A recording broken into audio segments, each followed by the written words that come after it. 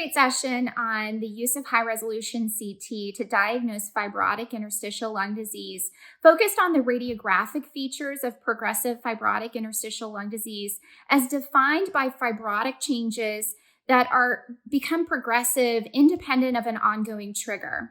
Those CT features include reticulation, lobular distortion, and traction bronchiectasis and honeycomb change, those latter two reflecting more advanced fibrotic changes.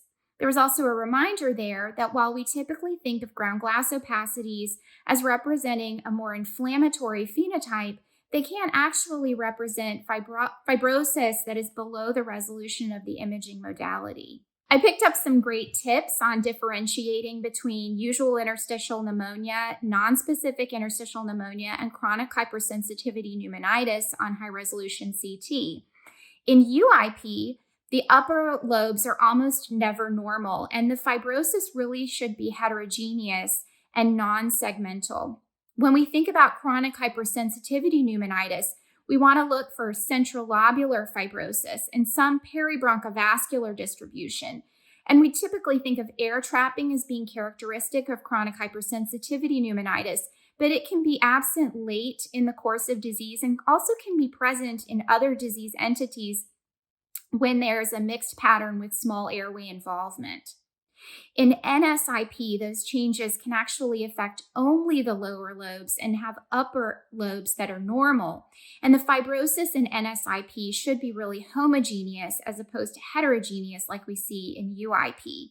The subpleural sparing that we see in NSIP is very helpful when it's there, but it's often not present in those CT images.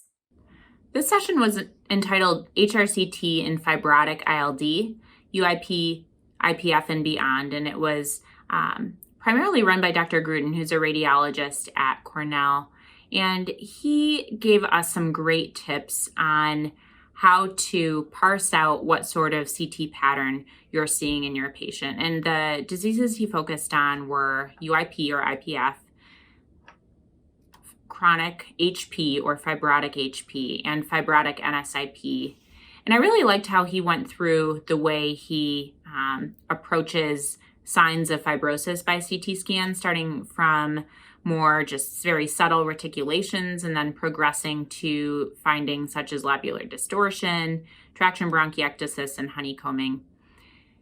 One of the points I thought that was really interesting that he really spent a little bit more time on was the question of why do we make a big distinction between traction bronchiectasis and honeycombing by CT scan.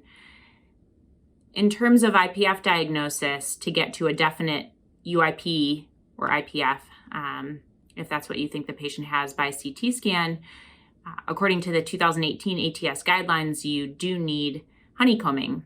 And he spent a good amount of time talking about how there's not great inter-observer agreement about honeycombing, and talked about his opinion that we probably don't necessarily need to see honeycombing on a CT to get to a true diagnosis of UIP.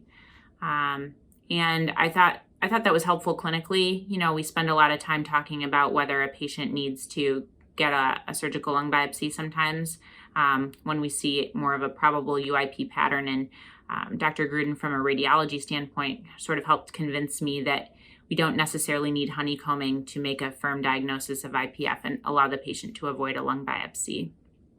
He also spent some nice time talking about fibrotic HP and the key findings there. And then in the case portion of the session, we went over some patient cases and thought through with the audience what the diagnosis would be radiographically. And the most interesting part of that session, I thought, was focusing on patients who have fibrotic HP, potentially by CT scan, and what workup would we do next. The audience had some great questions, and we as ILD providers often really need to consult with other pulmonologists as well to decide what is the next best step in diagnosis for these sorts of patients. There are new ATS guidelines that came out this year in 2020 that are aimed at how should we diagnose hypersensitivity pneumonitis. And we really focused on one of the key figures from that article that I would recommend reviewing that helps you decide what steps in diagnosis would help you get to a more confident diagnosis. For instance, the big kind of branch point there is whether the patient has an exposure or not. And then you can think about further diagnostic testing such as bronchoscopy with BAL, cryobiopsy, and surgical lung biopsy. So while lots of questions about diagnosis of HP are still not set in stone, I thought, reviewing those cases and the new updated guidelines was useful for the audience.